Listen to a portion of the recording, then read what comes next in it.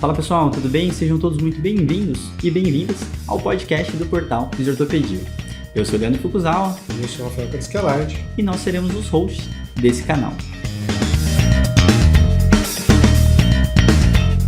Esse canal tem como função ressignificar o papel do fisioterapeuta em tempos modernos, trazendo novidades toda segunda-feira sobre as temáticas de dor e fisioterapia musculoesquelética. Então seja muito bem-vindo e aproveite mais um episódio.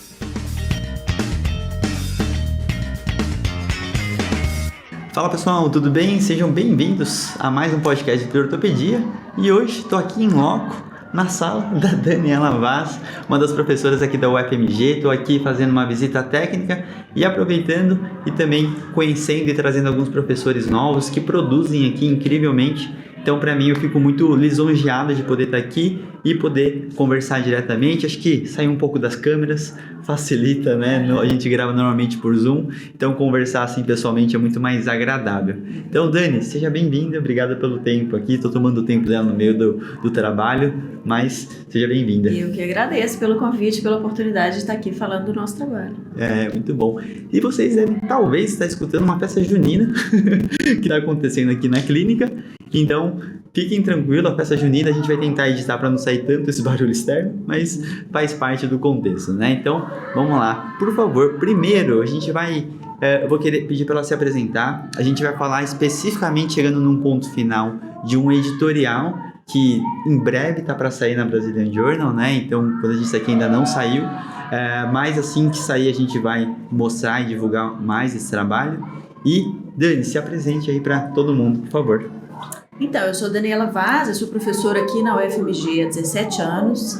Eu me formei fisioterapeuta aqui, fiz o mestrado em ciência da reabilitação e depois me interessei pela ciência de controle motor, uma área que não é especificamente uma área clínica, uma área mais teórica, e fui fazer o doutorado nos Estados Unidos para estudar controle motor da perspectiva dinâmica e ecológica com o meu orientador, que era o professor Michael Turvey. E voltando do doutorado, me responsabilizei aqui na escola pela disciplina de comportamento motor e acabei me interessando também por outros temas que eu não antevia quando eu formei, especialmente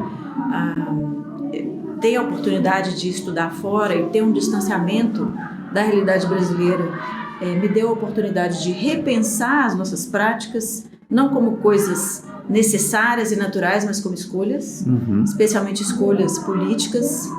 E aí essa aproximação que eu pude ter com as questões mais políticas da profissão, ela veio a partir desse distanciamento.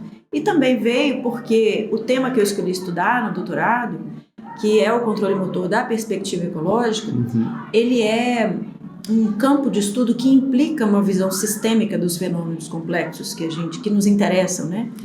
O que me interessava especialmente era o movimento, e aí o movimento visto, o controle do movimento visto de uma perspectiva sistêmica, de uma perspectiva do ecossistema que gera a possibilidade do controle, da coordenação, da aprendizagem, da funcionalidade.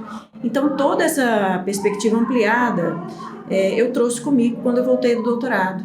E, por conta disso, eu comecei a me interessar por outros temas, para além do movimento também, relacionados mais ao nosso fazer, da nossa clínica, em termos de organização do conhecimento, organização política, em termos de relacionamento com as questões políticas da clientela que a gente atende. Muitos dos nossos clientes são pessoas com deficiência.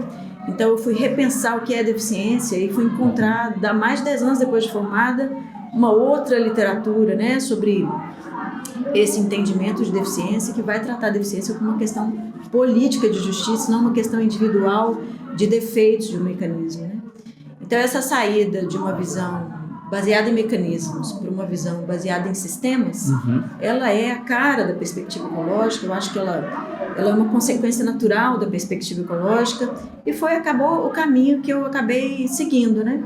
E aí hoje eu estou trabalhando como diretora adjunta no Núcleo de Acessibilidade e Inclusão. Legal. Por causa do meu envolvimento com os temas de deficiência, especialmente a perspectiva social da deficiência, e acabei também, por conta dessa visão um pouco ampliada, vendo muitas coisas em comum entre uma perspectiva biopsicossocial da funcionalidade e uma perspectiva biopsicossocial da dor, que foi o que acabou me fazendo conhecer o trabalho de vocês, dos seus colegas, né?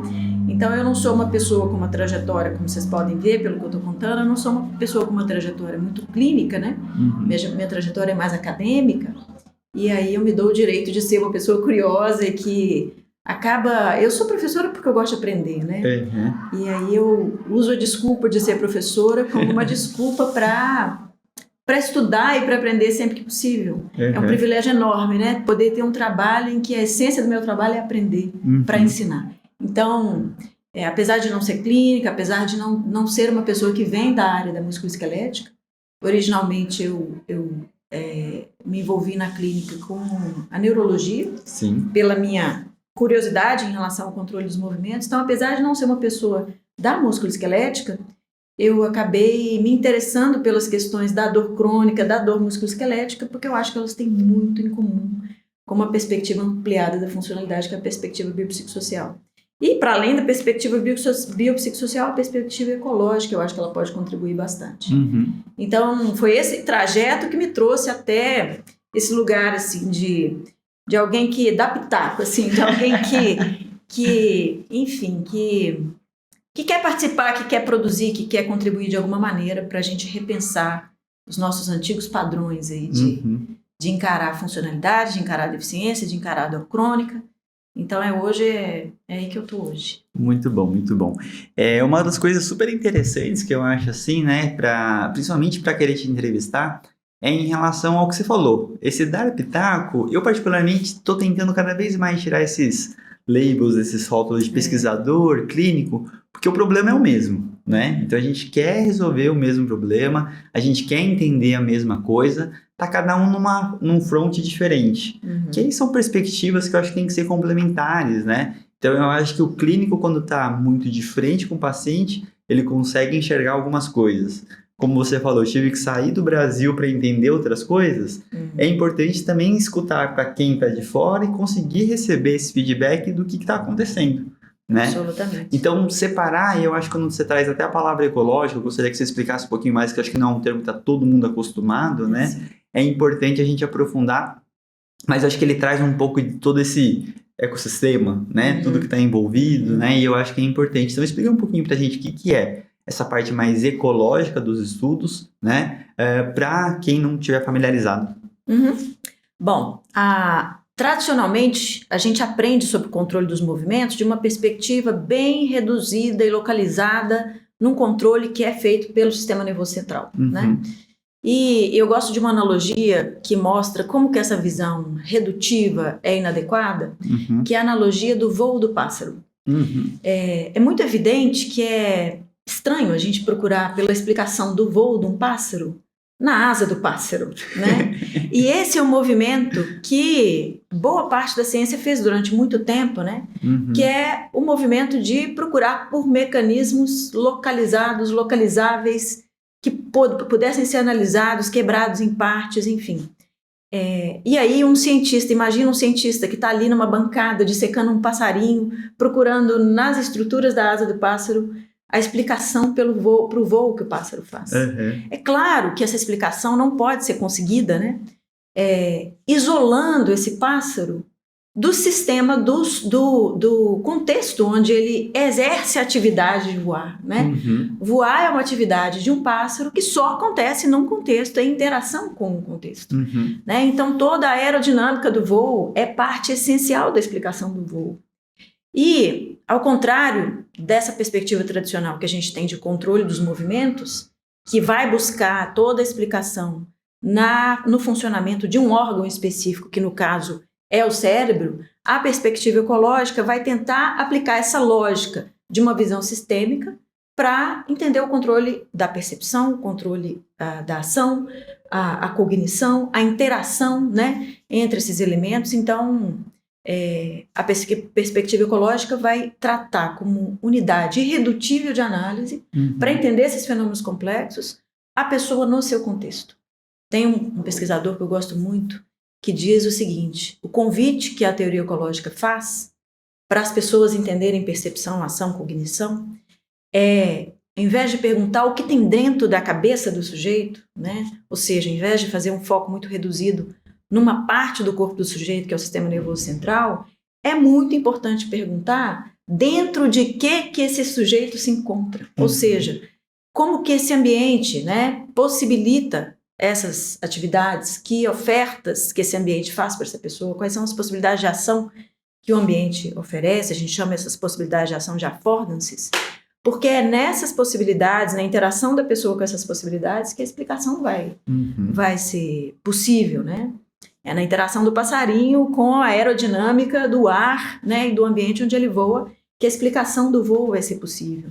Então, quando a gente busca explicações muito reduzidas, a gente acaba multiplicando problemas, porque a gente vai ter sempre explicações parciais e a gente sempre vai ter uma falta que a gente tem que suprimir de alguma coisa, suprimir de alguma maneira, com, por exemplo, criando entidades. A gente vai dizer, existem programas motores que vão detalhar de maneira muito específica a contração muscular de cada músculo envolvido no movimento, mas aí a gente pensa, mas são tantas unidades motoras, a gente pensa na carga computacional, que seria um modelo de controle, né?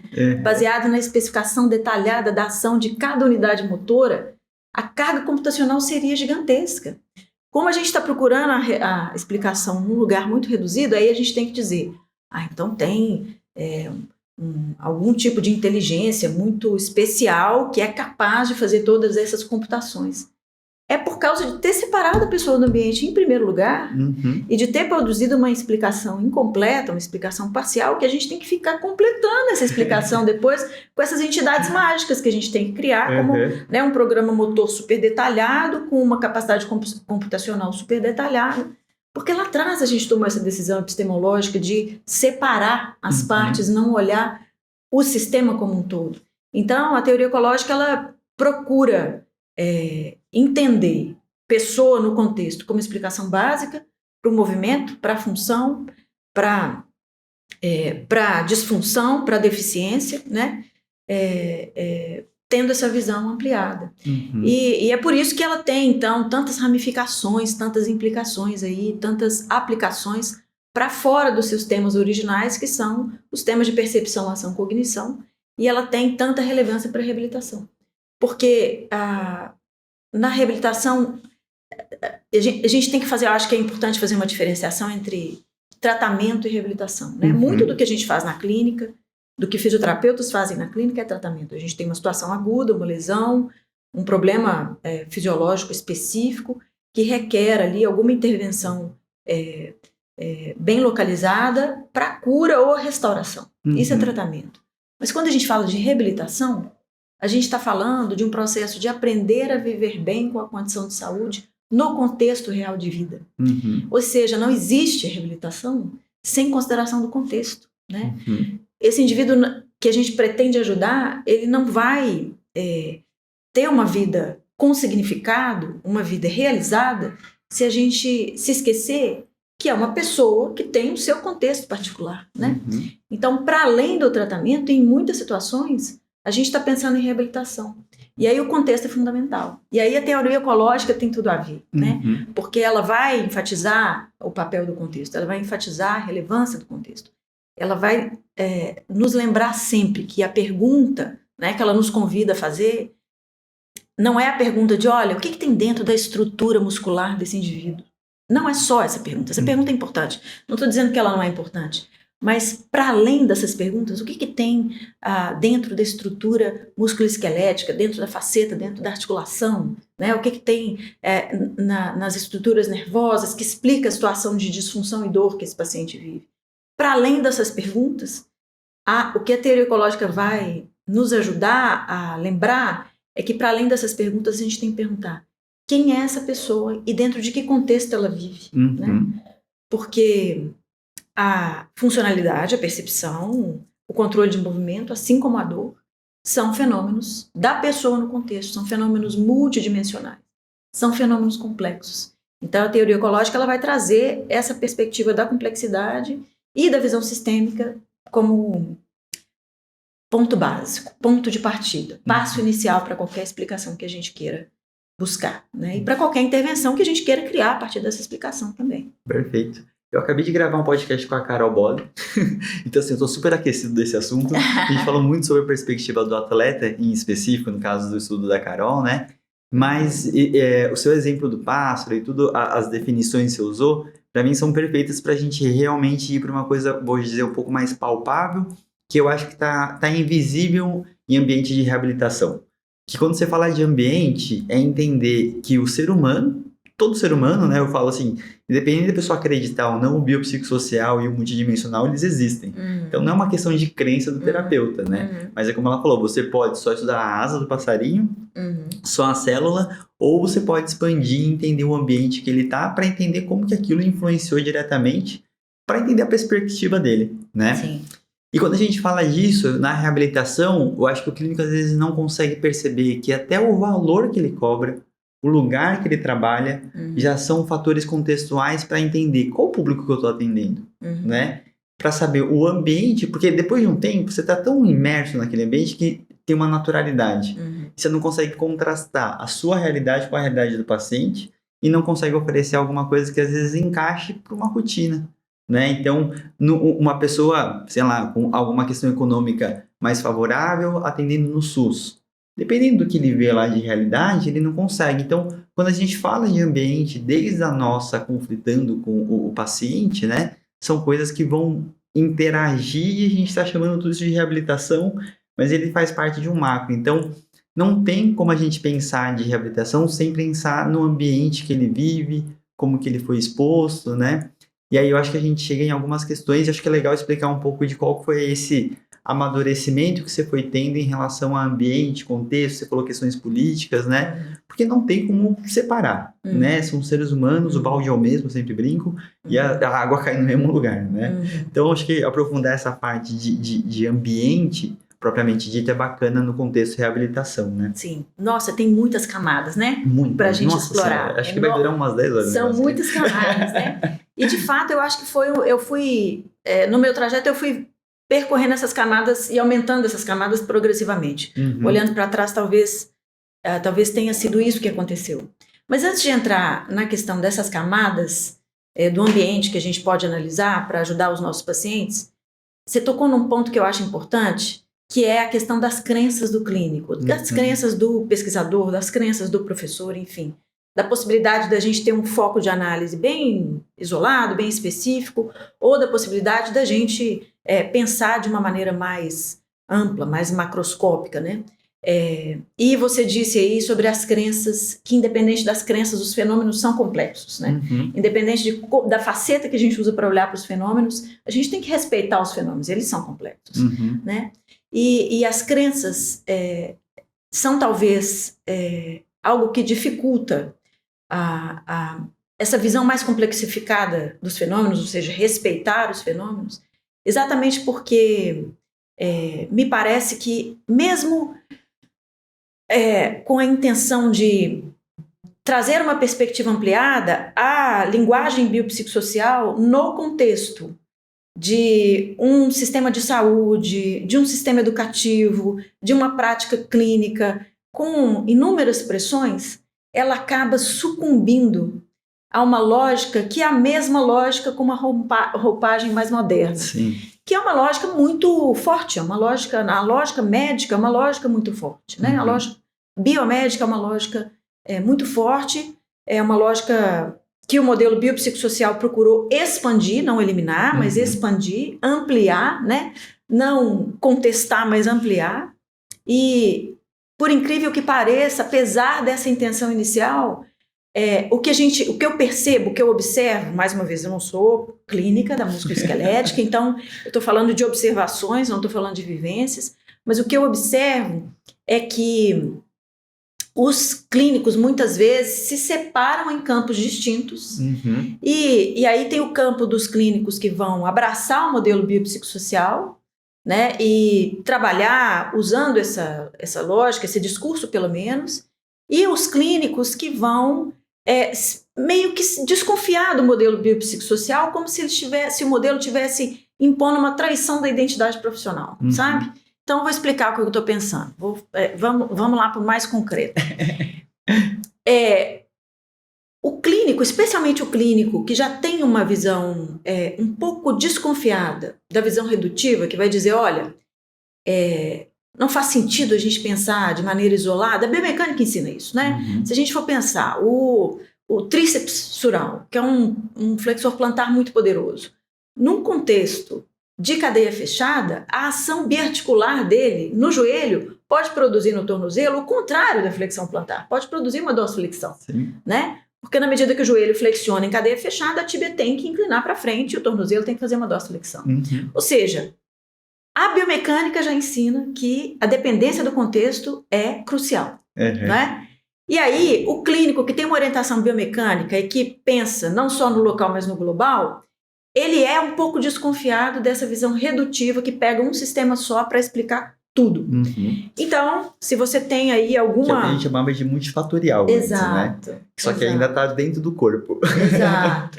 Mas se você tem uma visão já um pouco desconfiada de uma perspectiva muito redutiva, você vai ficar desconfiado. E aí tem também algum interesse pela literatura ecológica, pela visão dinâmica, pela lógica de sistemas complexos, de fenômenos emergentes, que é uma literatura que está chegando de alguma maneira, que está chegando no discurso dos cursos de formação, do discurso do clínico, é uma coisa atraente. De algumas décadas para cá tem se tornado algo que é atraente, porque de fato é uma quebra de paradigma, é um avanço muito grande que essas perspectivas trazem. Esse clínico que já tem algum interesse, alguma iniciação nessa perspectiva, ele vai ver a prática do modelo biopsicossocial e ele vai enxergar naquela prática uma visão muito redutiva às vezes, porque a literatura mostra, né, o trabalho da Karine Mescouto é incrível nisso, ela faz uma revisão sistemática muito interessante sobre como que a literatura implementa o modelo biopsicossocial para o tratamento da dor crônica, e ela identifica que na grande maioria das vezes o que acontece é que a pessoa é separada em 3 pacotes distintos, bio, psico, social. A integração entre eles não é explorada, né?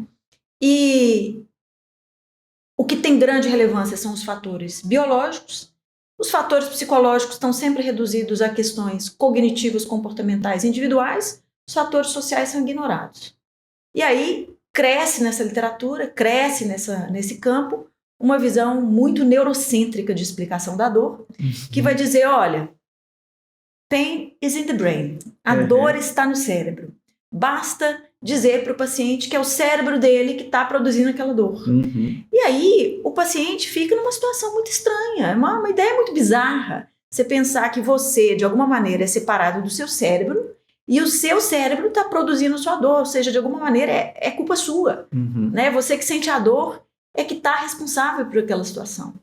Né? Então, essa visão muito neurocêntrica, o outro clínico que tem uma perspectiva mais biomecânica, global, né, interessada em entender fenômenos complexos de uma perspectiva dinâmica, ele vai falar, não vou fazer isso não, né? E aí você cria 2 campos polarizados na clínica, entre aqueles clínicos que são da biomecânica, dos sistemas dinâmicos, da perspectiva mais dinâmica, e os clínicos que são mais da perspectiva psicológica, cognitivista, neurofisiológica, e os 2 estão ali no embate. Sim. Só que a gente esquece que quem está no meio é o paciente. E aí o clínico vai dizer assim, não psicologize a dor do paciente. Exato. E aí a gente pensa assim, né, o clínico raiz, assim, digamos, biomecânica raiz, especialista em movimento, né, o fisioterapeuta que tem movimento como identidade, que tem análise do movimento como a sua contribuição mais importante, né, ele vai dizer, olha, não psicologize a dor do paciente. O que ele está dizendo? Não trate a dor do paciente como uma questão psicológica antes de investigar toda a organização do movimento e procurar ali na organização do movimento a explicação para a dor. Mas veja, a dor é uma experiência subjetiva. Como que ela pode ser não psicológica em algum nível? Ela é sempre psicológica em qualquer nível, em qualquer circunstância. Então não é possível, para começo de conversa, psicologizar uma coisa que é inerentemente subjetiva, né? E aí eu observo acontecendo o seguinte: o fisioterapeuta que tem um comprometimento muito grande com o movimento, com a análise do movimento, com a compreensão global do movimento, ele vai procurar no movimento a explicação para a dor. Então ele vai procurar, seja na forma, na organização, na coordenação, na dinâmica do movimento, ou seja, mesmo numa visão mais tradicional e redutiva, na estrutura, né? Na musculatura, na articulação, enfim, no sistema musculoesquelético, ele vai procurar ali a explicação para a dor. Mas como a dor é um fenômeno complexo e multidimensional, multifatorial, ele não vai conseguir encontrar a explicação ali. Quando ele não encontra a explicação e ele não tem mais ferramentas, o que ele vai dizer? No caso desse paciente, então, deve ser psicogênica. A dor é psicogênica. E aí a gente volta lá para outra ponta, né? Para outra ponta do problema, que é você responsabilizar o paciente pela situação que ele está vivendo. Perfeito. Né? Então, esse campo das crenças dos clínicos é um campo super importante, e eu percebo que, em algum nível, a proposta revolucionária do modelo biopsicossocial de ampliar a visão do clínico acaba sucumbindo ainda a uma visão redutiva que vai, na prática, ser uma visão ou neurocêntrica, redutiva no sentido neurocêntrica, ou redutiva no sentido biomecânico, né? E a gente acaba esquecendo dessa pessoa complexa, vivendo naquele contexto que tem muitas camadas, vivendo naquele ambiente que tem inúmeras camadas, né? E aí a gente entra na segunda questão, que é a questão das camadas, né? Bom, eu acho que uma primeira camada, que eu acho que é uma camada que eu trago lá da minha área de origem, que é a área da neurologia, da reabilitação neurológica. Uma primeira camada é a camada imediatamente para além do corpo, que é a camada da atividade. Sim. Né? Não existe movimento fora da atividade. Né? E toda atividade é feita por uma pessoa com um propósito num contexto. Ou seja, não existe movimento puro e simples, movimento só do ponto de vista da biomecânica, que é uma ficção, né? Todo movimento é feito por uma pessoa que tem um objetivo. Sim. Então, muito tempo atrás, lá na reabilitação infantil, a gente já começou a perceber que não bastava se preocupar com reduzir espasticidade, controlar tônus, ou até mesmo fortalecer a musculatura da criança que tem paralisia cerebral, por exemplo, se a gente quisesse que essa criança fosse capaz de jogar videogame, né? Não bastava intervir em estruturas corporais se o que a criança trazia presente de queixa era a possibilidade dela ter uma atividade que para ela era importante no contexto que ela vivia. Sim. Então, uma primeira camada para além do corpo, uma primeira camada do ambiente, é essa camada que liga a pessoa com o ambiente, que é a atividade, né? É o que a pessoa vai fazer com o propósito que ela tem, né? Então, lá na reabilitação, a gente já começou a pensar, na reabilitação infantil, a gente já começou a pensar, olha, não dá para falar em reabilitação dessas crianças sem pensar em atividade. E aí agora eu estou vendo esse movimento na clínica de dor, né? De um movimento em que a gente está ou muito preocupado com a mecânica do movimento, com as estruturas e funções musculoesqueléticas, ou muito preocupado com o funcionamento neurofisiológico do indivíduo, para uma preocupação com a atividade que o indivíduo realiza. O que é que esse indivíduo faz no dia a dia que é significativo para ele? O que é que essa dor, que essa situação de dor restringe em termos de possibilidade de atividade para ele, né? A teoria ecológica, talvez ela possa reforçar uma visão biopsicossocial. Ela não luta, ela não briga com a visão biopsicossocial, ela não é uma alternativa melhor do que a visão biopsicossocial. Ela, na verdade, eu acho que ela fortalece e promove uma base teórica mais sólida para a visão biopsicossocial, porque ela vai entender dor a partir dessa interação básica da pessoa com o ambiente. Né? Então, ela não vai entender dor nem como um problema de estruturas musculoesqueléticas, nem como um problema de funcionamento do sistema nervoso. Ela vai entender dor como uma atividade que o indivíduo realiza. Então, veja, ela aproxima o conceito de dor do conceito de percepção. E aí, lá na teoria ecológica, a gente vai entender percepção não como um processo interno de criação de modelos mentais para representar o mundo, mas um processo que depende do corpo do indivíduo, um processo que depende ele é incorporado, ele é situado, depende do ambiente onde o indivíduo está, e um processo que o indivíduo realiza. É uma realização que ele faz. a gente percebe o mundo em termos das coisas que a gente pode fazer no mundo. Tem um conceito da psicologia ecológica, que é o conceito de affordance, que nada mais não é nada complicado. As pessoas usam affordance de um jeito muito esotérico, Elegante, assim, né? Parece uma coisa muito esotérica, né? Muito avançada, mas é uma coisa muito simples.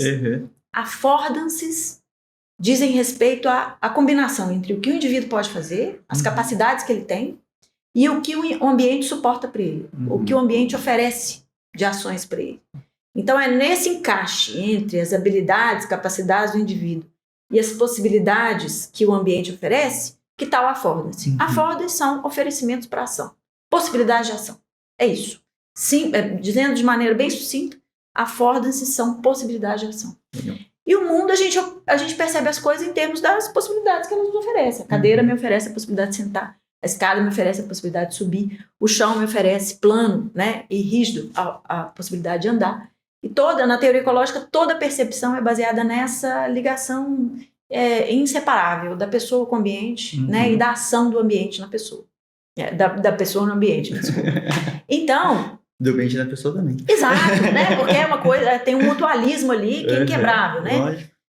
Pois bem, se a percepção é esse processo de criação, esse processo de produção de sentido, a teoria ecológica vai aproximar o entendimento da dor do entendimento da percepção e vai tratar a dor como um processo de criação de sentido. E aí não no sentido de criar mentalmente o sentido, mas de realizar o sentido. Então, veja, a dor, ela é uma percepção do ambiente em certa medida, porque ela informa para o indivíduo o que é possível fazer e o que não é possível fazer.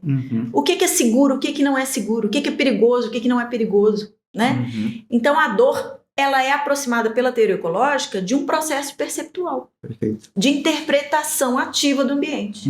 Ela depende, portanto, assim como a percepção, das capacidades do indivíduo, ela é incorporada, ela depende da situação corporal do indivíduo, ela depende da situação do ambiente que o indivíduo se encontra, do que esse ambiente oferece ou deixa de oferecer, né? E ela depende do que o indivíduo faz com o seu corpo em relação a essas possibilidades. Então, a gente tem ali os 3 conceitos de uma teoria prima da teoria ecológica, que é a teoria nativa, que são processos incorporados, processos situados e processos realizados. Né? Esses 3 elementos são super importantes. O que significa tudo isso que eu estou falando? São muitas palavras, né? Vamos resumir. Significa o seguinte: é impossível pensar em cuidar de uma pessoa com dor, em reabilitar, tratar uma pessoa com dor, sem pensar em todos esses aspectos ao mesmo tempo. A pessoa ativa, fazendo atividades significativas no seu contexto. E aí a gente volta lá na reabilitação infantil, porque a gente percorreu na reabilitação infantil esse caminho de cuidar só de estruturas, para depois chegar na realização de que era possível, que era essencial cuidar da pessoa fazendo atividades no seu contexto. E eu vejo no campo da dor, tanto na produção acadêmica, quanto na prática clínica, nas iniciativas de educação, como por exemplo a sua iniciativa de educação, esse movimento de ver a pessoa com dor como alguém que não pode ser picado em 3 pedaços.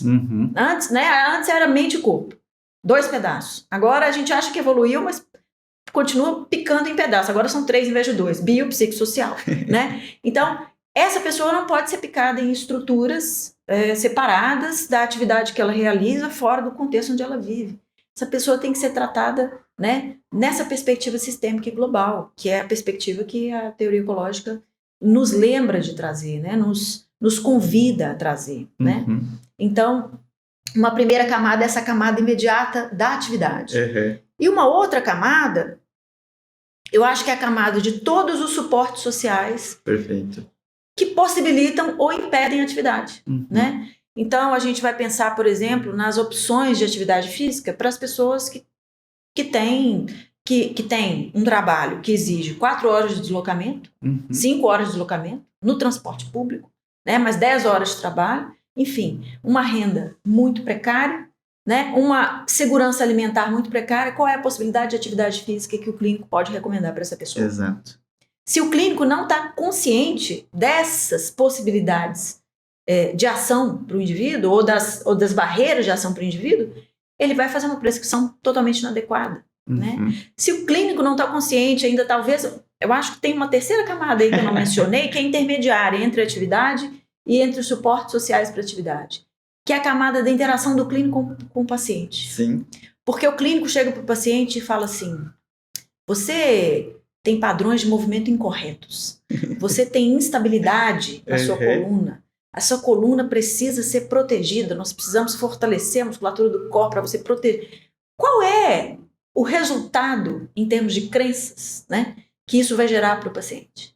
Esse paciente vai ficar hipervigilante, ele vai aprender com esse clínico que tem posturas boas e ruins, que tem movimentos bons e ruins, corretos e incorretos. E correto para quem, né? Em que contexto? Assim como, Sim. né? Quem definiu? Quem definiu, né? Aí a gente pensa na criança com paralisia cerebral, tem padrões de movimento totalmente distintos do padrão típico, que são padrões ótimos para ela, né? E a teoria ecológica, sistemas dinâmicos, que vai trazer o trabalho do professor Sérgio, por exemplo, Sérgio Fonseca, no doutorado, né? Mostra como que o movimento da criança com paralisia cerebral é um movimento ótimo, adaptativo, dados os recursos dinâmicos que ela possui. E aí a gente está aqui falando com o paciente que tem uma dor crônica, que ele tem padrões instáveis, incorretos, exato. Posturas incorretas de Uma movimento. situação que ele já está fragilizado, né? E Exato. a percepção dele totalmente fragilizada perante a própria situação. Exato. E ele é o culpado. Exato, né? Então você está falando para ele aí de processos perigosos, processos que têm que ser evitados, né? E esse paciente... Características pessoais dele que ele não tem como, que ele não escolheu e não são modificáveis, né? E isso vai gerar, então, nesse nível da interação, toda uma restrição de atividades. E aí a gente pensa, se dor é um fenômeno que se dá no nível da ação do indivíduo, né? Na medida que ele produz sentido funcional para a vida dele, a gente está reduzindo esse campo de possibilidade de ação para ele, a gente está contribuindo com a dor. Exato. Né? A gente pensa a dor na teoria ecológica como A gente é um cronificador dessa dor. Exato. Né? Porque a gente está pegando aquela raiz e puxando ela mais forte. Exatamente. Né? E eu acho que tem um problema muito grande de tudo isso que a gente está falando, né? Problema não diria, mas esse momento é mostrar como a gente como terapeuta ou como pesquisador, ser humano, como um todo, a gente tem muitas coisas estruturais, né? Estrutural de sociedade, né? Igual a gente fala de racismo estrutural. É nessa terminologia que eu quero utilizar. Porque a gente não entende que a gente também é modelado para pensar assim e impor para uma outra pessoa que está numa posição fragilizada. Então, a hierarquização, né, do terapeuta com o paciente é uma autoridade que está impondo que é melhor para ele. Sim. E aí todo esse padrão de normatividade, ele tem um raciocínio estrutural, tipo, tem um jeito certo de se movimentar, tem um jeito certo de fazer. Que eu acho que até é uma questão de momento histórico que a gente vai construindo, é mais fácil falar disso agora do que falar isso há 30 anos atrás. Claro, absolutamente. Né? E todo esse grande tempero de filosofia, eu acho que é para gerar esse incômodo do que essa normatividade traz, que a gente está pensando de uma forma muito... cada vez mais simplificada, né? E eu acho que até a questão de como que as mídias sociais, internet, estão impondo isso, é impor para, por menos, ter que representar mais. E eu acho que esse momento é extremamente importante, fico muito feliz com essa conversa, Dani, por causa disso. É o momento de parar e a gente refletir o que a gente está fazendo além disso tudo, né? E até para você continuar essa fala, uma coisa que eu queria que você explanasse um pouquinho mais é o processo da palavra complexidade. Porque qual que é a minha percepção? Você deu um exemplo ótimo do... não é mais o joelho em referência ao tornozelo, então começa a falar de uma interação, mas ainda muito mecânica e biológica, né? Só que aí, quando a gente vai para o processo de... não é aqui, o pessoal sempre joga a complexidade como... mas é complexo. É meio, eu tô limpando a minha mão, mas porque eu tô falando lavo minhas mãos, exatamente. Mas ele continua olhando exclusivamente para os setores e ainda tentando a interação única, de uma única via. Sim. Né? E aí eu acho que a complexidade perde o que ela realmente é, né? E ela superficializa o significado necessário que ela precisa, né? Então, para você continuar falando das suas camadas, eu acho que é muito importante toda essa explicação depois. Explicação não diria, né? Mas acho que falar um pouco mais sobre complexidade como um todo. Bom, você falou sobre a gente perder ou se esquecer de que a gente é feito da nossa cultura, né? E que a gente impõe essa cultura, que a gente assimila para os nossos pacientes dentro de um sistema hierárquico, né? Existe uma relação de autoridade entre paciente e terapeuta que implica numa responsabilidade muito grande com as escolhas que a gente tem, né? Essa escolha, né, de enquadrar a questão do movimento como um movimento incorreto, inadequado, a postura errada, a coluna instável, né, o desgaste, enfim, tudo isso vai produzir resultados que a nossa revelia, com a nossa intenção ou não, são resultados que prejudicam os nossos pacientes, né? E que muitas vezes a gente nem vai atribuir à nossa própria ação, porque eles são tão distantes no tempo que a gente não consegue fazer uma ligação direta, né, entre uma ação e a sua consequência. Eu tinha um professor que falava: todo mundo sabe que a sociedade é feita de pessoas, mas a gente esquece que as pessoas são feitas de sociedade, em muitos níveis, né? Em inúmeros níveis. Então, essa consciência, né, e esse tempero filosófico, né, dessas relações que estão postas dentro de uma estrutura, ela é fundamental para a gente percorrer essas camadas, saindo de uma visão local para uma visão global, mas ainda dentro de uma visão muito redutiva no corpo, para pensar esse corpo em atividade, num contexto que tem várias restrições e que tem várias possibilidades. E entre essas restrições, as restrições políticas, as restrições econômicas, as restrições ligadas a outros sistemas de hierarquia e poder, que são sistemas relacionados ao sexo, relacionados à raça e assim por diante, né? O tema, por exemplo, para chegar numa outra camada e para chegar numa questão estrutural, né? O tema do racismo. A dor é uma experiência pessoal multidimensional, né? Ela tem aspectos biológicos, psicológicos, sociais que são inseparáveis entre si. O racismo é um fenômeno social também multidimensional. Ele tem a dimensão institucional. A gente tem, por exemplo, muitas evidências de que pessoas negras são percebidas como pessoas que sentem menos dor e também são pessoas que recebem menos intervenção para dor.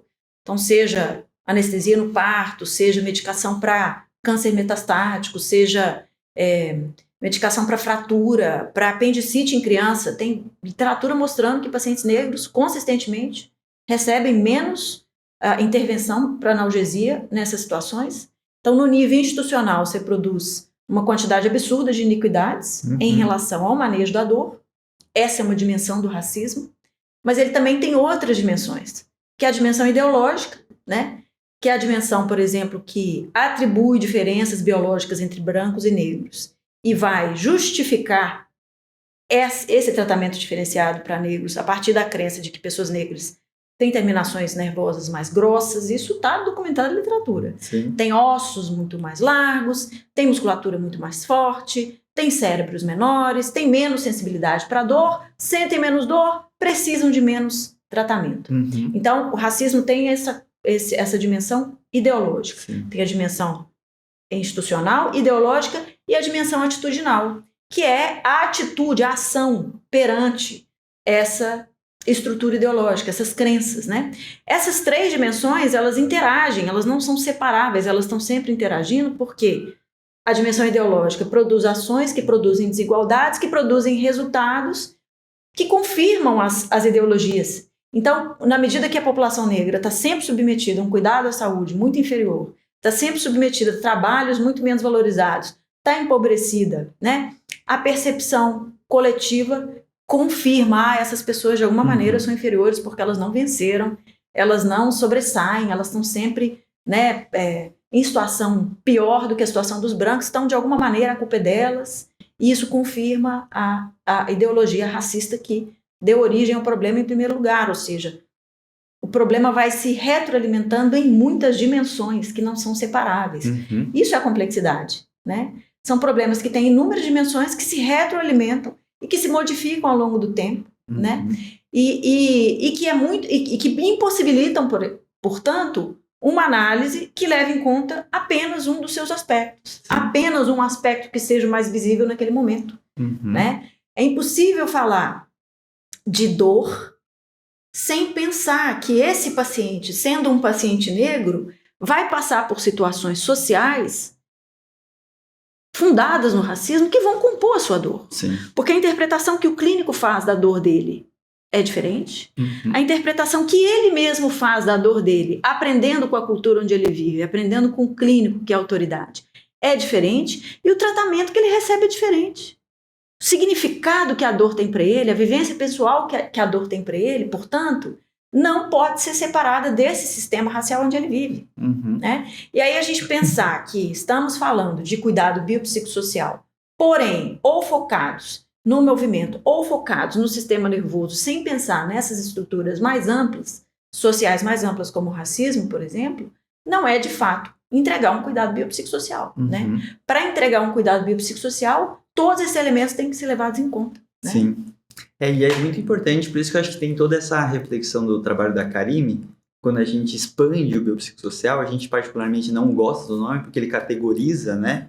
E aí a gente de novo volta para o raciocínio linear, como você estava falando anteriormente, reducionista, né? Que é colocar em caixas e você começa. Então, assim, você pode falar de aspecto psicológico e ser reducionista, neurocêntrico, como você falou, e eu acho que isso não é percebido, né? Sim. Então, o fato da pessoa ser um grande neurocientista não traz ele como biopsicossocial. De maneira nenhuma. Porque ele não consegue necessariamente entender a influência desse ambiente falando de cérebro, exclusivamente. Porque ele está olhando para uma via, se a via está funcionando bem ou não. Uhum. Então, ele fica naturalmente da mesma forma que antes, trocou o glúteo pelo cérebro, trocou o core pelo cérebro, Exato. e aí dá na mesma. Chega no Exato. mesmo ponto, né? Exato.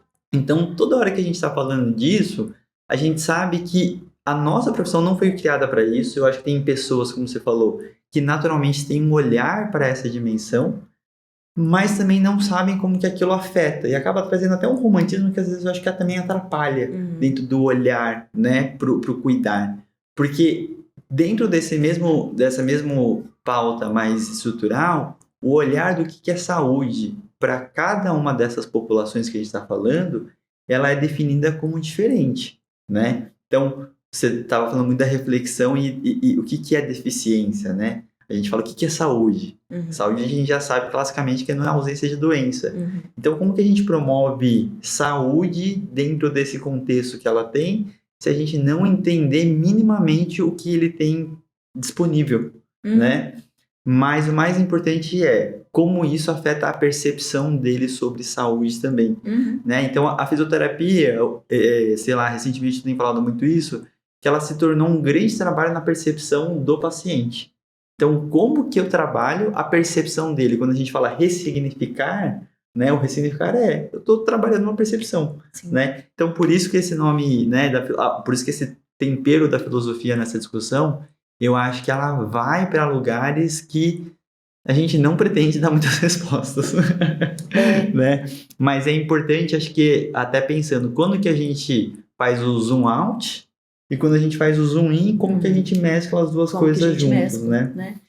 É super importante eu acho que essa pitada filosófica aí, essa pitada das perguntas e não necessariamente das respostas, né? Acho que é mais importante fazer as perguntas certas do que achar que vai encontrar as respostas, né? Porque se a gente fica lá na asa do pássaro, veja, fazendo a pergunta errada, né? A gente está moldando a asa melhor ainda, né? Exatamente. Então, você está ali, né, confundindo um atributo que é do todo com um atributo que é da parte. Você começou com a pergunta errada, você não vai a lugar nenhum. Exato. Então, eu acho que é bom a gente ficar confortável com dúvida, ficar confortável com a falta de respostas, mas procurar as perguntas certas, né? Fazer as perguntas certas. Então, essa busca, né, por essa compreensão e através dessa busca por essa compreensão, essa construção de como ajudar uma pessoa concreta, específica ali, de uma maneira pragmática. O fisioterapeuta é um bicho pragmático, a gente quer solução, né? Exato. A gente não fica filosofando demais, não fica teorizando demais, né?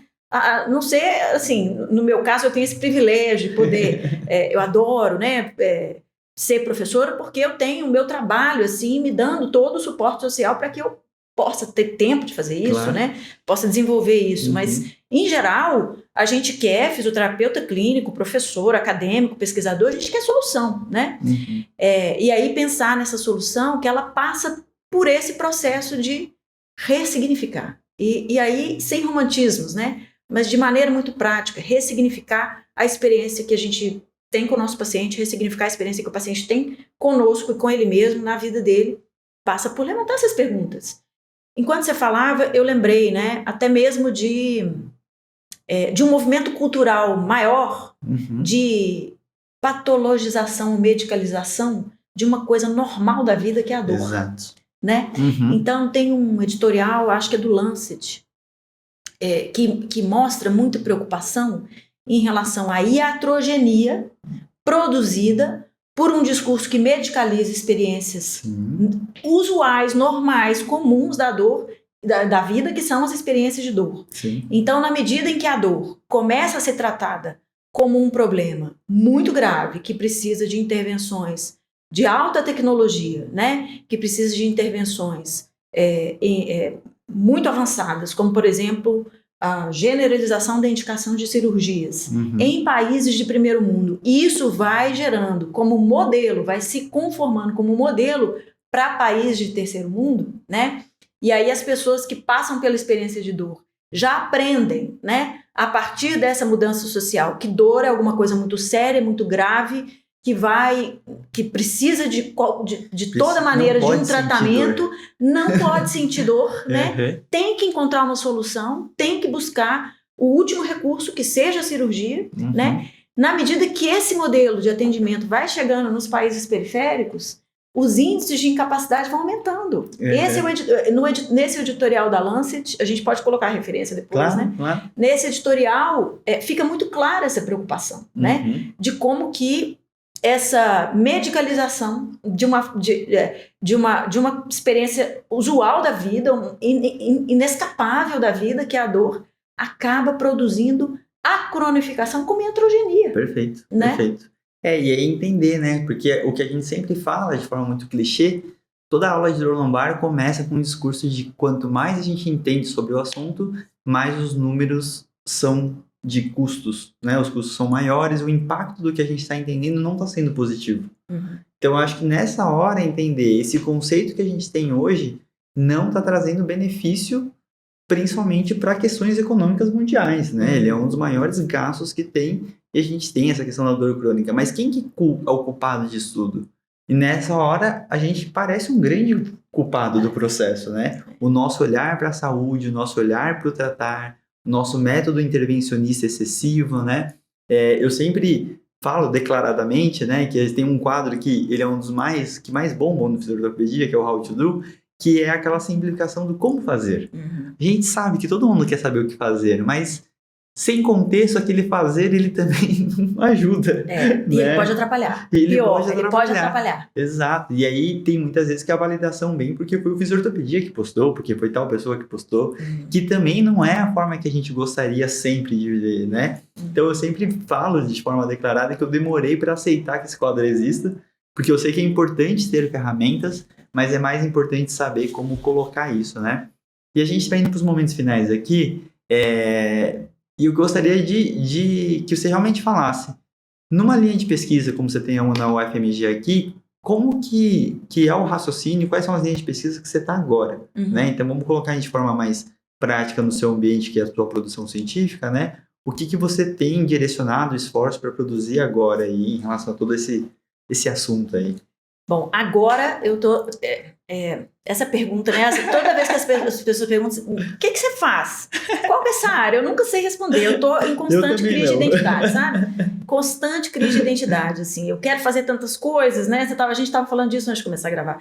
A gente sempre quer fazer muitas coisas, né?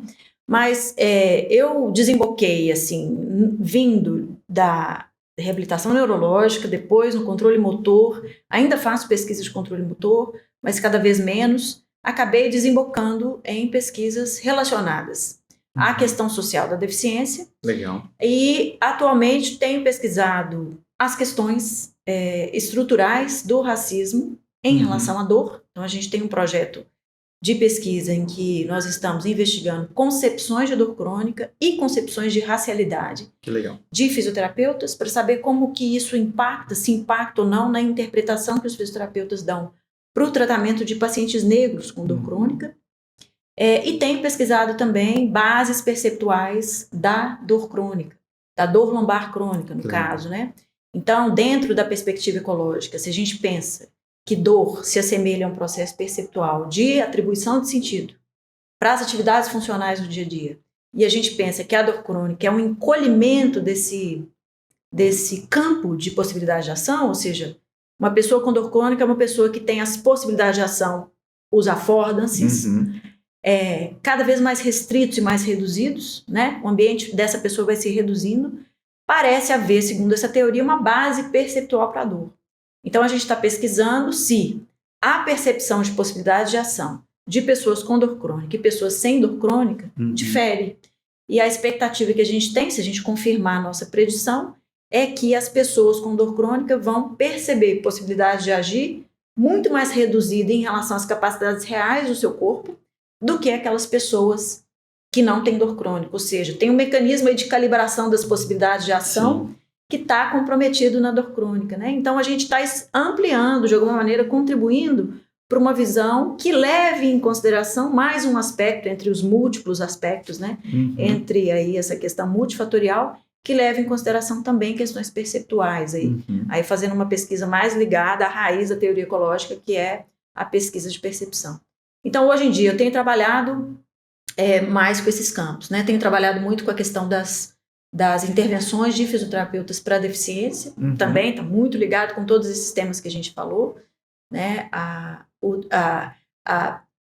terapeuta trabalha com os pacientes com deficiência, quer resolver, quer criar habilidades, quer capacitar, habilitar os seus pacientes, mas sem se perceber como parte de uma estrutura maior, sem se perceber como parte de uma cultura, ele pode acabar propagando, reproduzindo valores que prejudicam as pessoas com deficiência, né? Então, a ideia do paciente que tem que lutar contra a própria situação, que tem que lutar contra quem ele é, né?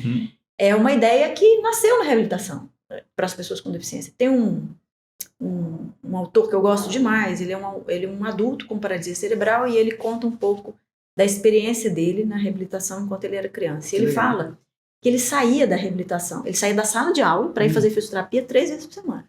Já começa aí. Isso acontece até hoje. Ainda assim, né? As crianças são retiradas da sala de aula para ir fazer terapias, várias terapias.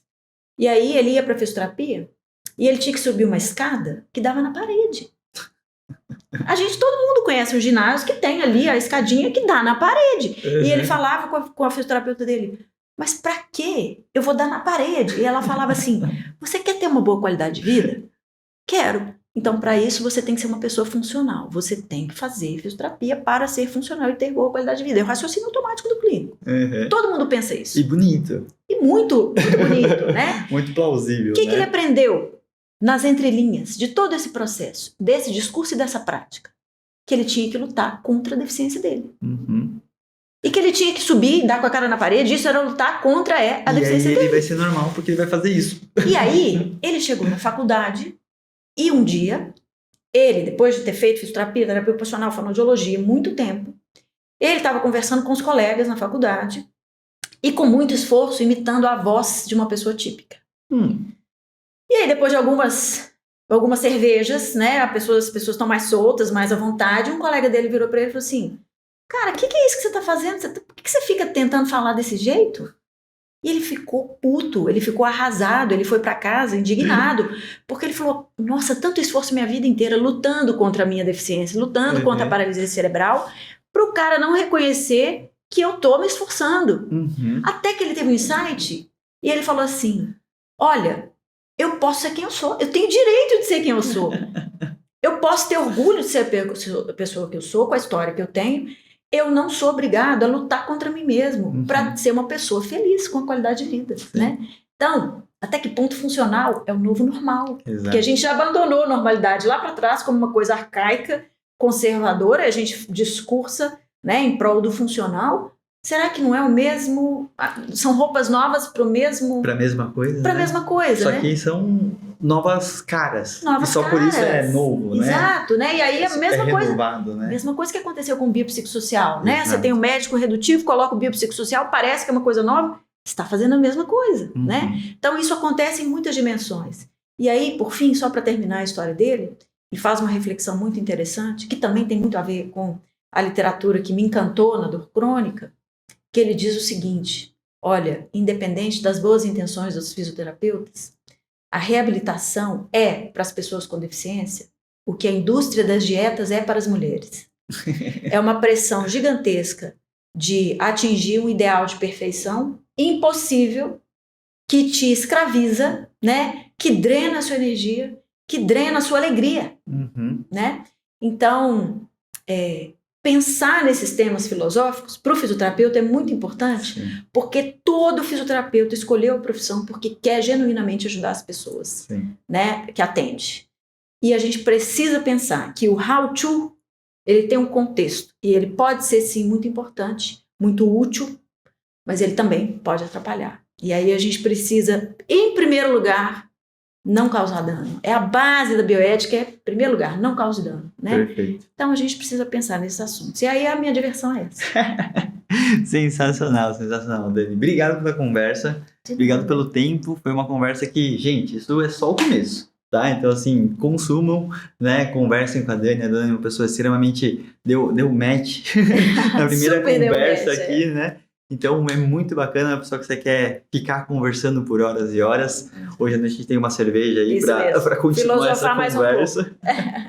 E agradecer todo mundo aí que escutou a gente. Não esqueçam de curtir, compartilhar, manda para todo mundo aí que essa conversa realmente não pode ficar só aqui no UFMG. Precisa expandir. Isso, vamos expandir o boteco para todo mundo. Exatamente. Então, pessoal, valeu, muito obrigado. Tchau. Dani, obrigada, muito obrigado. Foi ótimo e até a próxima. Valeu, pessoal. Tchau, tchau. Tchau.